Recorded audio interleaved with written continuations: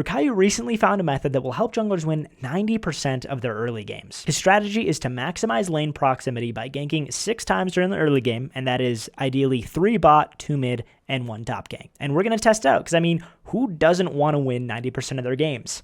Except for my ADCs, it seems like. Goal 1 is to follow the 3-2-1 formula before the first turret falls. That's kind of what I consider the early game. Goal 2 is to secure first turret, and that will probably put my team ahead going into the mid game if I've done everything else right. And then goal 3 is the most important, but I'm going to wait until a little bit later to reveal that one. By the end of this video, we should have a pretty good idea of how well this strategy works, how practical it is, and make sure that you head down into the description to check out Virkayu's original video. Now for the most important part of the game. Nice.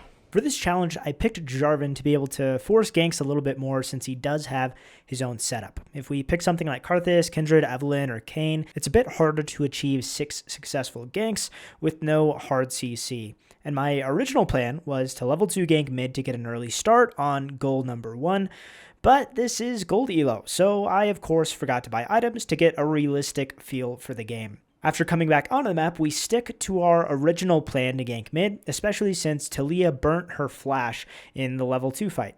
And Yasuo lies to us about being on a ward, but we maintain our patience and invest about 20 seconds into this gank. Since Taliyah has no flash, we easily pick up the kill, and she's even kind enough to help me drop turret aggro.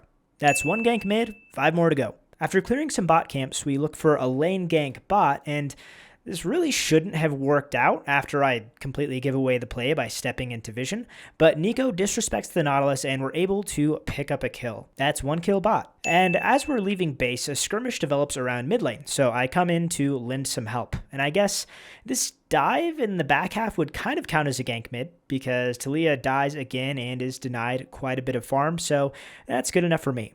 Because we crashed the wave mid, Taliyah's minions are on our side again now, just a little bit later, so I throw in another mid gank since I was already on my way back down bot, and that is 1 more gank mid. And now we're headed to the most important lane, of course, bot lane, and they are pushed up, and I just saw them ward river, so we approach through the tri-brush instead. And Nautilus lands an absolute Chad hook at max range, and I expertly miss my EQ completely, but somehow accidentally interrupt the Neeko. So we get an easy kill onto the Kai'Sa, and we deny the Aphelios a little bit more. Both mid laners join the party after the original fight, and we decide it's best not to dive the Neeko, but we're kind of committed by this point, so we play it patiently and wait out their cooldowns, then follow up on the Yasuo Tornado for the double kill. And this kind of is an extension of the previous play, but then we kill Aphelios again, so I'm going to count this all as 1 additional gank in the bot side. While we didn't get a good opportunity to gank top lane, we did successfully execute 6 ganks and have built up some good advantages on the bot half of the map, all while still outpacing the Graves in farm. Now we transition to focus on goal number 2, securing first turret to transition us into the mid game. With priority in mid and bot, we start to just focus on objectives rather than just on ganks and fights. So this starts with the Chemtech Drake that spawned. Because the enemy contests when we have full control, we can easily take the Drake and then peel off afterwards and pick up some free kills. But instead of sticking around bot side, I transition up to the top side to secure the Rift Herald to help us get first turret. But because I'm a trash jungler, I didn't do this early enough, so I end up taking Rift Herald too late to use it on plates. But because the enemy isn't in the area, we get to just take mid turret down for free and still have the Rift Herald to use later. And with the first turret secured, that is goal number 2 down, and we get to move on to goal number 3. All of these advantages in the early game don't mean anything if we don't close out the game for a clean win. So our third goal is to win the game by 30 minutes. Because if we throw or allow the enemy team to scale, then really anything could happen. So goal number 3 is to end the game before the other team can come back. And we do this by playing around our win con, not giving shutdowns, and just securing every objective. We see that our Kai'Sa is super fed with 6 kills, so our main goal is to play around her and Nautilus. Drake is spawning, which gives us an opportunity to snowball further by either taking the objective or winning the fight if they come in and are dumb enough to contest it.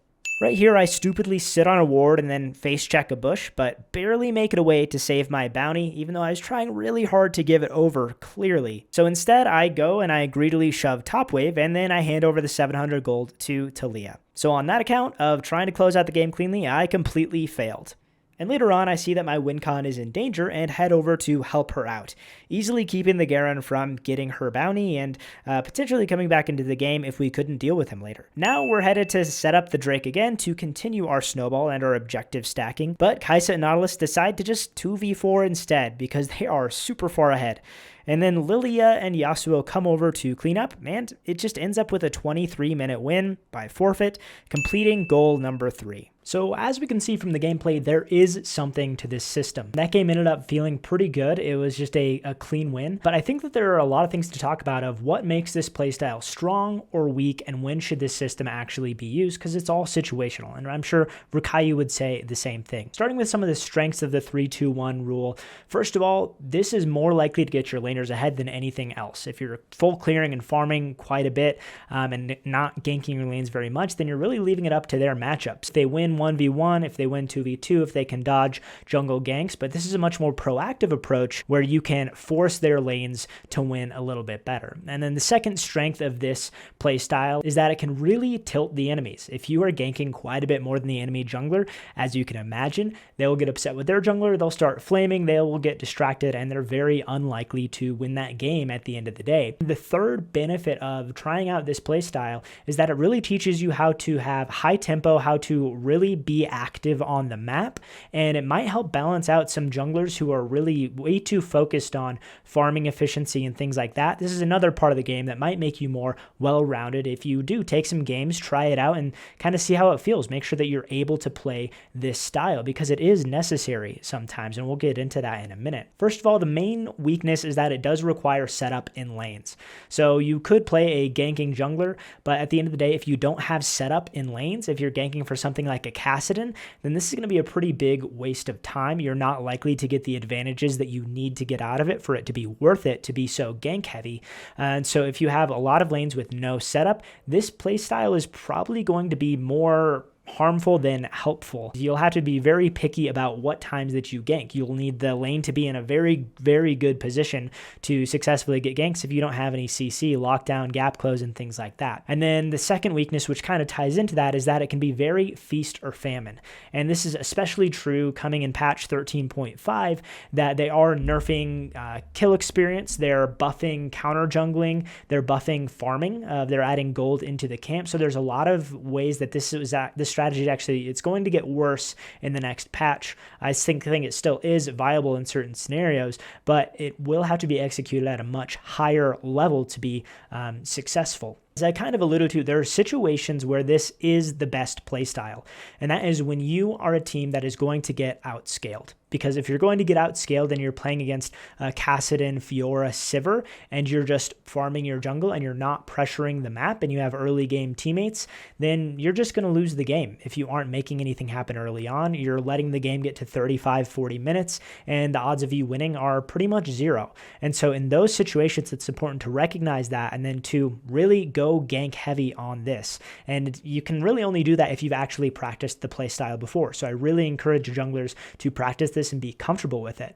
And on the other hand, if you have a scaling team comp and you outscale the other team, this is not the strategy that you want to do, because if you're forcing things and if one play goes bad or two plays go bad, then you're giving the other team the snowball that they need to close out before you can actually scale. And so it's very important to recognize team comps, how the scaling breaks down in those 35 to 40 minute games, and whether or not you should really be heavy on the ganking side. And ideally, you pick a champion that can facilitate your team either way in champ select. I know you don't always get that opportunity, but that would be ideal, that you can kind of match what your team needs. That being said, I think that Virkayu is a great video, and it's really useful for junglers who might be too farm heavy right now, and also junglers who might not be comfortable playing that very aggressive gank heavy playstyle that's necessary in some team comps and necessary to win some games, because if you don't practice it, you'll never be good at it. So go ahead out, practice a few games, try this playstyle, try the heavy ganking if you have an early game